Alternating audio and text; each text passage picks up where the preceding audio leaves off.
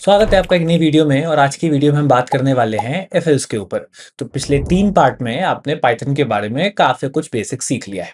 अब अभी तक आप ये जानते हैं कि पाइथन इंस्टॉल कैसे करते हैं, इनफैक्ट प्रोग्रामिंग लैंग्वेजेस क्या होती हैं, पाइथन का उसमें क्या रोल है, एंड हम पाइथन में बेसिक फंडामेंटल अरिथमेटिक्स का काम कैसे करते हैं, यूज़र इनपुट क्या होता है, प्रिंट वगैरह कैसे करना है। इतनी जानकारी हमें मिल गई है। अब हम इसके आगे बढ़ते हैं और आज का जो हमारा चैप्टर है इसको हम कहते हैं फ्लो कंट्रोल। अब देखिए ध्यान से समझेंगे, हम ये चैप्टर क्यों पढ़ रहे हैं। इसमें ना मेनली दो पॉइंट्स है। पहली बात तो ये, एक हम इसको कहते हैं डिसीजन मेकिंग का पार्ट, और दूसरे पार्ट को हम कहते हैं रिपीटिशन का पार्ट। तो जब हम बात कर रहे हैं ना फ्लो कंट्रोल के बारे में, तो इससे पहले हमें ये समझना पड़ेगा कि फ्लो क्या होता है। और इस चैप्टर के बाद आप काफी हद तक ये डिसाइड कर पाएंगे कि अब मैं प्रैक्टिस किस चीज की करूं, क्योंकि अभी तक ना बहुत ज्यादा मिल नहीं रहे थे कंटेंट में। तो अब इसके बाद से आप बहुत सारे सवाल जो हैं लगा सकते हैं, और सही बताऊं तो बहुत सारे नहीं लगाने हैं, ठीक है। ये आपको पैटर्न समझना है। अब कोई कोई अब देखिए, मैथ्स का काम नहीं है कि बैठ करके बहुत सारे सवाल लगाएं। आई डोंट नो, मेरे ख्याल से वहां भी बेमतलब के एक ही जैसे सवाल जरूरत से ज्यादा लगाना तो शायद सेंस की बात नहीं ही होती होगी। बट एक पैटर्न एक बार में समझ में आने लग गया है कि हाँ, इस तरह के सिनेरियोस अगर मेरे सामने आए तो मैं समझ गया हूँ कि क्या करना है। तो बस चेक लगाने के लिए कि हाँ मैंने 100 सवाल किए, वो करने का कोई सेंस नहीं है, मैं ऐसा कहना चाहता हूँ। तो तब तक कीजिए जब तक आपको ये आइडिया ना लग जाए कि okay I got the point कि अभी अब कुछ चीजें हैं, इनमें से ही होगा जो होगा। और कुछ नया अगर बनाना हुआ, इनके बाहर का भी कुछ सवाल कभी आ गया, तो इस पैटर्न के बाहर कुछ नहीं होगा, इनमें से कुछ होगा, मतलब इस पैटर्न में से कुछ होगा, राइट। सवालों में से नहीं कह रहा हूँ, इस पैटर्न में से कुछ होगा। और वो पैटर्न आपको कुछ सिनेरियोस में अपने दिमाग को डाल करके मिल जाएंगे कि या तो ऐसा हो सकता है या तो वैसा हो सकता है। ये कुछ टैक्टिक्स हैं, ये कुछ टिप्स हैं, ये कुछ सिचुएशंस हैं, सिनेरियोस हैं। इनमें हमको एक पैटर्न समझ में एक बार आ गया तो फिर ज्यादा दिक्कत नहीं आती। हम इजीली, एक तरीके से कहिए कि आराम से पूरे फ्लो कंट्रोल में और उसके बाद के चैप्टर्स को भी आसानी से समझ पाते हैं। तो अब हम यहाँ पर क्या करेंगे, हम ये समझेंगे कि आखिर ये फ्लो क्या होता है सबसे पहले। तो आइए चलते हैं कंप्यूटर की स्क्रीन पर और यहाँ पर समझते हैं। अब देखिए, मान लीजिए मैं जो है काम करूँ, यहाँ पे लिखूँ प्रिंट हेलो, फिर एक और लाइन लिखूँ, मैं कहूँ गुड मॉर्निंग, उसके बाद लेट्स से प्रिंट लिखूँ, कहूँ भाई यहाँ पे बाय। तो अब ये मैंने यहाँ पर कुछ 3 लाइनें लिखी हैं, hello, good morning and bye. अब इन 3 लाइनों को प्रिंट करने के बाद आप अच्छी तरीके से जानते हैं कि कुछ और हमने लिखा नहीं है, कुछ और हमने यहाँ पे किया नहीं है, सिर्फ 3 लाइनें हमने लिखी हैं। 3 लाइनों को प्रिंट करने के बाद हमारा प्रोग्राम खत्म हो जाएगा, और वैसा ही हो भी रहा है। अगेन, अगर इस प्रोग्राम को मैं हज़ारों बार भी चलाता हूँ, सैकड़ों बार भी चलाता हूँ, लाखों बार भी चलाता हूँ, तो भी आप एक बात नोटिस करेंगे कि हर बार जो आउटपुट है वो सेम आता है। नथिंग फैंसी, बड़ी ऑब्वियस सी बात है। जो चीज़ पहले लिखी है वो पहले आ रही है, जो चीज़ बाद में लिखी है वो बाद में आ रही है।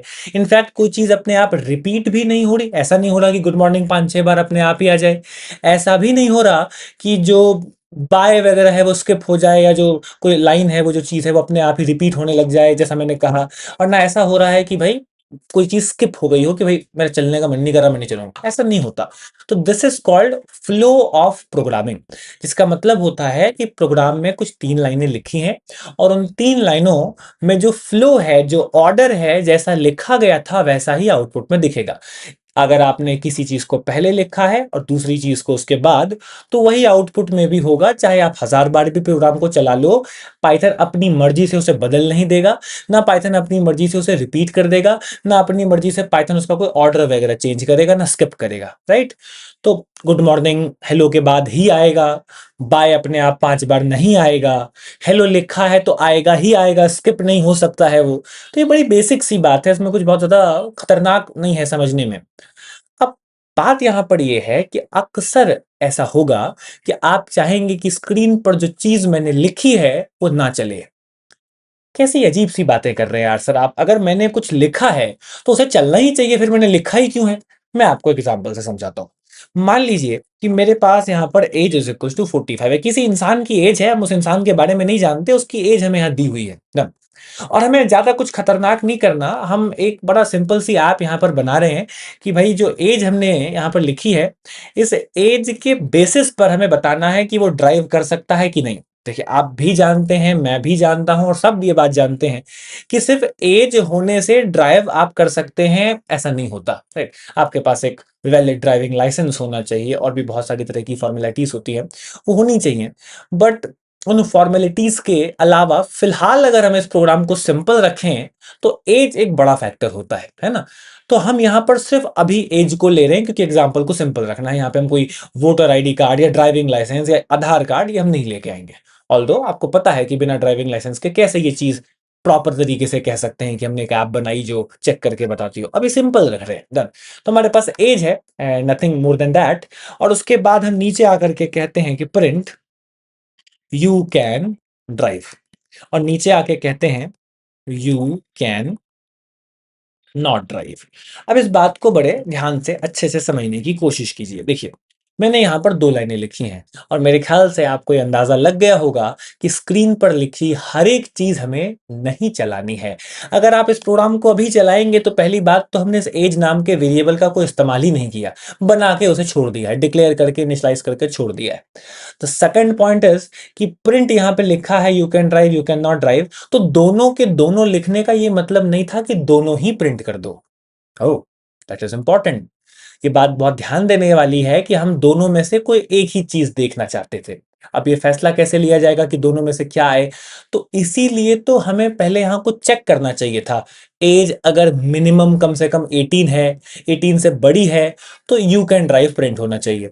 और अगर 18 से छोटी है तो यू कैन नॉट प्रिंट होना चाहिए। दोनों साथ में आ जाएंगे तो इस ऐप का मतलब क्या रहा फिर? साफ साफ यहां पर यह बात दिख रही है कि भाई जितनी चीजें स्क्रीन पर हम लिखते हैं वो सब एक बार में ही चल जाए ऐसा जरूरी नहीं है। जबकि पाइथन का फ्लो या आमतौर पे किसी भी प्रोग्रामिंग का फ्लो तो यही बोलता है, आपने जो लिखा मैं उसे दिखा दूंगा, आपने जो कहा मैं वो कर दूंगा। हमने उसे कहा ही नहीं कि दोनों में से कुछ एक करो। अब जैसे हम ये कहेंगे कि 2 चीजें, 4 चीजें, 50 चीजें हैं, उसमें से कुछ एक करो, यहीं से हमने उस फ्लो को तोड़ दिया। फ्लो क्या था? पहली लाइन चलाओ, दूसरी लाइन चलाओ, तीसरी लाइन चलाओ, चौथी लाइन चलाओ एंड सो ऑन। हजारों तक लिखी है तो हजारों तक एक एक एक करके चलाते जाओ। और हम कह रहे नहीं, ऐसा नहीं करना है, ये जो तुम्हारा नेचुरल बिहेवियर है इसे बदलो। दोनों में से किसी एक ही चीज को चलाओ, एक को छोड़ दो, स्किप कर दो एक को।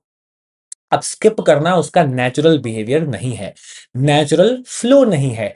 And that is why we call this as flow control. बड़ी सिंपल सी बात है कि हम फ्लो को कंट्रोल कर रहे हैं। हम कहना चाहते हैं कि जो लिखा है उसमें कुछ लॉजिक होना चाहिए, उसमें कोई एक सेंस की बात होनी चाहिए, थोड़ा सा दिमाग लगाना है वहां पे कि अरे भाई ऐसा है तो ये करना, वरना मत करो, छोड़ दो। हमेशा आंख बंद करके नहीं जो लिखा सब चला दो। तो इसीलिए यहां पर हम फ्लो कंट्रोल नाम के चैप्टर की बात कर रहे हैं। अब कुछ लिखा है उसे चलाना या छोड़ देना ये एक काम है, और दूसरा जो लिखा है उसे बार बार चलाना, कि लिखा तो एक बार है और चल हजार बार रहा है, ये भी तो फ्लो को कंट्रोल करने की ही बात हुई। क्योंकि आप जानते हैं कि जो चीज लिखी एक बार है वो पाइथन भी एक ही बार चलाएगा। मैं 5 बार उसे हेलो हेलो हेलो हेलो बोलूंगा तो वो भी 5 बार हेलो बोलेगा। मैं लिखूं एक बार बट वो बोले 1000 बार हेलो, ऐसा अपने आप तो नहीं होता। और अगर ऐसा कभी करना हो कि कोई काम रिपीट करना है किसी वजह से, देखेंगे आगे, तो ये भी फ्लो कंट्रोल है। इसलिए मैंने आपसे कहा कि फ्लो मतलब प्रोग्राम के चलने का बहाव, तरीका, एक तरीके से उसका पैटर्न। और टॉप टू बॉटम ये अप्रोच होती है कि जो ऊपर लिखा है वहां से लेके नीचे तक हम एक एक करके आएंगे। और अगर इस पूरे काम में कभी थोड़ा हमें अच्छा काम करना है, क्योंकि अभी तक हम बहुत नॉर्मल काम कर रहे थे, अब हम एक छोटी सी चीज कर रहे हैं कि भाई थोड़ा दिमाग लगाओ और दोनों में से कोई एक बात बोलो। तो जैसे ही हम ऐसी कोई बात कहेंगे कि दोनों में से, तीनों में से, पांचों में से, पचासों में से कोई एक बात बोलो, या 2 बातें बोलो, या ऐसा ऐसा है तो ये काम करो, पचासों के पचासों मत करो, ये फ्लो को कंट्रोल करने की बात है। और या तो हम डिसीजन मेकिंग, हाँ या ना, फैसले लेने का काम करते हैं फ्लो कंट्रोल में, या हम चीजों को रिपीट करने का काम करते हैं फ्लो कंट्रोल में। तो अब इन दोनों बातों को अगर हम आपस में मिलाएं कि रिपीट करना और डिसीजन मेकिंग, तो इनको मिला के हमारा ये चैप्टर बनता है फ्लो कंट्रोल। बड़ी ऑब्वियस सी बात थी, मैंने कोशिश की कि थोड़ा सा ज्यादा उसको मैं पॉइंट आउट करके आपको समझाऊं। अब इसे करते कैसे हैं? तो जैसा हमने कहा 2 चैप्टर्स हैं, डिसीजन मेकिंग और रिपीटिशन। तो अगर फैसला लेना हो कि जो लिखा है इसे चलाना है कि छोड़ देना है, तो ये काम करने के पाइथन में 2 उपाय हैं। हम ये फैसला लेना चाहते हैं कि 2 चीज़ें, 40 चीज़ें, 1000 चीज़ें हमारे सामने लिखी हैं, इसमें से कुछ चलनी चाहिए, कुछ नहीं। कुछ तब चले जब ऐसा हो, कुछ तब चले जब वैसा हो। ये ऐसा-वैसा, अगर-मगर वाली काम हम करना चाहते हैं, तो डिसीजन मेकिंग इसे कहेंगे। और डिसीजन मेकिंग के 2 उपाय पाइथन में आमतौर पे किसी भी लैंग्वेज में मौजूद होते हैं। पहले को कहते हैं इफ एल्स, इफ, एलिफ, है ना? एल्स ये पूरी इफ की family, multiple if, nested if वगैरह-वगैरह। एंड दूसरा एक बहुत सिंपल सी चीज़ होती है, कई लैंग्वेजेस में उसे स्विच केस कहते हैं, है ना? कई सारी लैंग्वेजेस में आप इसे स्विच केस के नाम से देखेंगे। पाइथन में ये बहुत पुराना नहीं है, इसे बोलते हैं मैच केस। ये पुराने पाइथन के वर्जन्स में नहीं मिलेगा आपको, ये हाल ही के पाइथन्स में आपको मिलेगा, जो नए कंपाइलर है उनमें मिलेगा। ऑल्दो इतना भी नहीं कि 6 महीने पहले ही आया हो, कुछ साल हो गए हैं, बट बहुत पुराने पाइथन पे जाएँगे तो ये आपको देखने को नहीं मिलेगा। क्या बताया मैंने? एक तो बोला मैंने इफ एल्स और दूसरा मैंने बोला मैच केस। तो मैच केस और इफ एल्स, ये 2 आपके चैप्टर्स हैं, जिनकी मदद से आप फैसले ले सकते हो कि भाई बताओ, क्या-क्या करना है, क्या छोड़ना है इस समय के हिसाब से। अब एज अगर 18 से बड़ी है, तो यू कैन नॉट ड्राइव वाली लाइन को छोड़ दो, और एज अगर 18 से कम है, तो यू कैन ड्राइव वाली लाइन को छोड़ दो। तो यही बात है भाई, छोटी-सी। लिखते कैसे हैं? तो यहां पर भाई हमने क्या किया, हमको लिखना है बकायदा इफ, अगर। सजेशंस आ रहे हैं, ऑल्दो हम उसकी बात मानेंगे नहीं फिलहाल, ऑल्दो सही ही बोल रहा था, बट हम खुद लिखेंगे, कोशिश करेंगे कि हम सिंटैक्स को भी समझें। ऑब्वियसली बहुत बेसिक चैप्टर है। If age greater than equals to 18। अब कितनी सिंपल है ना, इंग्लिश है ये, प्रॉपर नहीं है बट ऑलमोस्ट इंग्लिश है। इफ एज 18 से बड़ी होती है तो, अब एज क्या है, वेरिएबल। कितना डेटा है भाई उसमें, कुछ भी हो सकता था, फिलहाल 45 है। यूजर से भी मांग सकते थे, कल को ऐप बना के कहते डालो अपना डेटा इस पे, हमने पिछले वीडियो में ही बात करी। अब जो भी है फिलहाल तो दिख ही रहा है, हार्ड कोडेड है, कितना है 45, फिलहाल तो ऑब्वियस है, आंखों देखा कोई बता देगा कि हाँ भाई इफ की कंडीशन सही है। अभी इफ की कंडीशन गलत है, बट आप भी समझते हैं कि एज में जो ये डेटा है, अभी हमने यहाँ हाथों से लिख रखा है, कल को ऐप वगैरह बना लेंगे तो जो ऐप इंस्टॉल करेगा उसे बतानी पड़ेगी। अभी हमने यही लिख दिया है, कह रहे भाई मालूम है, देखो इतना ही है, खत्म करो बात। अब if age is greater than equals to 18, अगर एज 18 या 18 से बड़ी हो, बराबर भी होगी तो चलेगा, तो प्रिंट करना यू कैन ड्राइव। तो मैंने यहाँ पे क्या लिखा, तो ये प्रिंट करना कि यू कैन ड्राइव। बट आप देख सकते हैं पाइथन को एरर तो बाद में पता चलता है, मैं रन करता तो फिर तो बाद में एरर आएगा। पाइचार में ये जो हमारा सॉफ्टवेयर है, ये हमें पहले ही बता रहा है कि भाई मत करो ये काम, इसमें तुमने कुछ गड़बड़ करी है। क्या गड़बड़ करी है भाई? देखिए बड़ा सिंपल सा सिंबल यहां हमें लगाना है, ये हम लगाएंगे कॉलन। इस कॉलन को ना मैं आपको समझाने के लिए कहता हूं, इसे हिंदी में बोलें अगर, ऐसे इसका ऐसा कुछ मतलब हिंदी में होता नहीं है, बट आपको समझाने के लिए मैं कह रहा हूं। तो मतलब आइए पूरी लाइन पढ़ें। अगर एज 18 या 18 से बड़ी होती है, एज 18 या 18 से बड़ी होती है तो ये कर दो, और नहीं हो तो छोड़ देना। क्या करना, हमने लिखा ही नहीं, तो नहीं लिखा तो कुछ नहीं होगा, फिलहाल तो बड़ी है, तो यू कैन ड्राइव प्रिंट हो रहा है। जैसे ही मैंने इसे छोड़ा, नहीं हो रहा है। So that is the point कि हमने फ्लो को कंट्रोल कर लिया है। हमने यहां पर ये चीज समझ ली है कि ओके, हम फ्लो तोड़ सकते हैं, जो लिखा है जरूरी नहीं कि वो चलाना ही हो, सिचुएशंस के हिसाब से we have to sometimes skip, right. अब नहीं वाली कंडीशन कैसे लिखेंगे कि नहीं है तो क्या करना है? तो इसके लिए ना कुछ नहीं करना, नीचे आइए, लिखिए एल्स, और एल्स के सामने भी वो तो लिखेंगे और इसके बाद लिख देंगे print you can not drive. ख्याल रखिएगा कि एल्स के सामने कभी कोई कंडीशन नहीं होती। ये कभी नहीं हो सकता कि हम यहां जाकर के लिखें age less than equals to 18 या लेस देन 18 स्पेसिफिकली, कि चलो भाई बराबर और बड़ी नहीं है तो छोटे के लिए चेक करो। नेगेटिव कंडीशन चेक करने की कोई जरूरत नहीं है भाई। देखिए अगर एज बड़ी होती तो इफ चल जाता, एज 18 ही होती तो भी इफ चल जाता, दोनों ही नहीं है तो ऑब्वियस सी बात है कि एज छोटी ही होगी। ना वो 18 है, ना वो 18 से बड़ा कोई नंबर है, तो तीसरा तो ऑप्शन ही ये बचता है कि भाई नहीं है नंबर, 18 से बड़ा छोटा है। और अगर छोटा है तो सीधा काम कर दो, उसमें पूछूं क्या मैं सवाल? तो पूछूं क्या इसमें अब ये सवाल, राइट? तो एल्स यहाँ पर प्रिंट यू कैन ड्राइव, हमें इसको चेक करने की जरूरत नहीं है। We can just write you can not, देखिए आ रहा है, 40 कर रहे हैं, यू कैन आ रहा है। तो it is a very simple chapter guys, कुछ खतरनाक हमने किया नहीं है। अब आप में से कुछ एक्सपीरियंस्ड लोग कह रहे होंगे सर ये सिंटेक्स थोड़ा सा अलग लग रहा है, क्योंकि आप लोगों ने आम तौर पर जो पाइथन में सिंटेक्स देखा होगा अपने टीचर्स को, अपनी किताबों में, अपने कॉलेजेस में, वो ये सिंटेक्स है, और मैंने ये सिंटेक्स देखी अभी लिखा नहीं है। शायद बहुत बेसिक बात है वैसे तो, बट शायद कुछ लोगों के लिए ये थोड़ी एक नई बात होगी कि भाई हम इसको ऐसे सामने भी लिख सकते थे। अब ये बहुत बेसिक बातें हैं कि हाँ ठीक है, सामने लिख सकते हैं, नीचे लिख सकते हैं, इतनी बड़ी बातें नहीं है, बट कई बार नहीं पता होती, और ये बिगिनर्स के लिए बहुत जरूरी है ये बातें कि हाँ आप ये बात जानो, ठीक है, कि क्यों कर रहे हैं हम कोई काम। तो अब पहली बात तो ये कि हमने यहाँ पर कोई एंटर का बटन, कोई बॉडी, कोई इंडेंटेशन, ऐसा कोई शब्द मैंने बोला ही नहीं है अभी तक।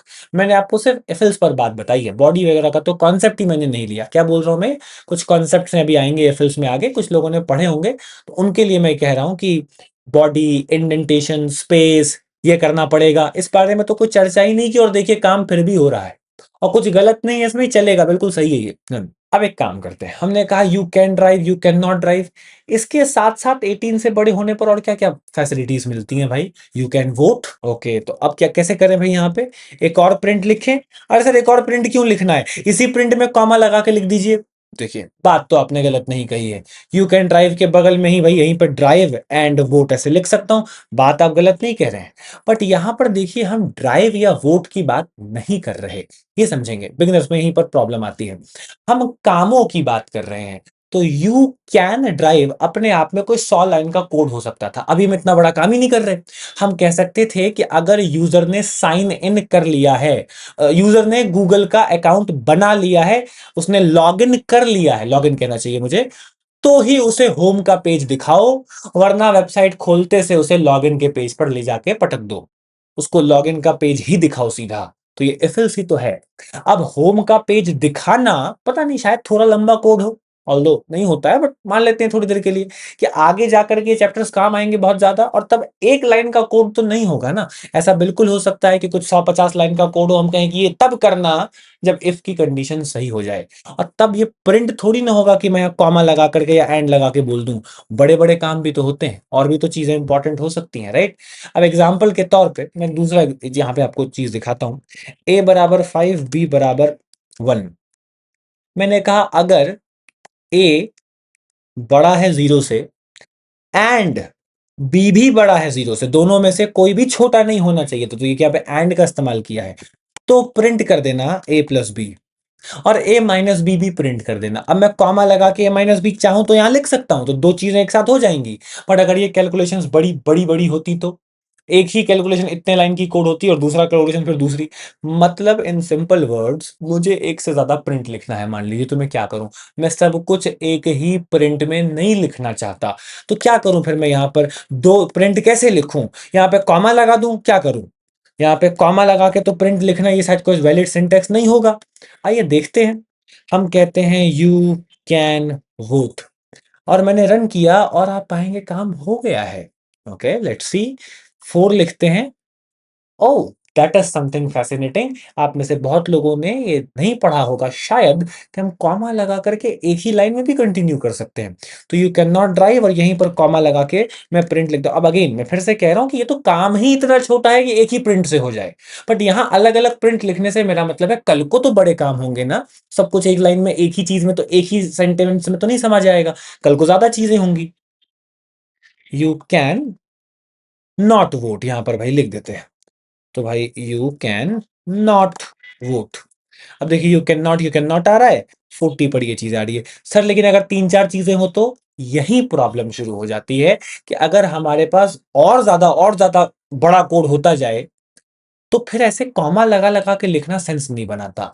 इसलिए एक बेटर तरीका निकाला गया, इन्होंने कहा एंटर बटन दबा के इसे इत्मीनान से नीचे लिख लो ऐसे, ये देखिए।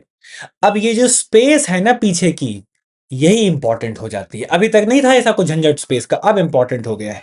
मैं जरा यहां भी ये चीज कर दूं, तो अब आप देखेंगे you can drive, you can vote, answer same आ रहा है, बट ये जो स्पेस है ये बड़ा इंपॉर्टेंट रोल यहां पर प्ले करता है। तो स्पेस जो है इसको कहते हैं इंडेंटेशन, इसको कहते हैं हमारा बॉडी।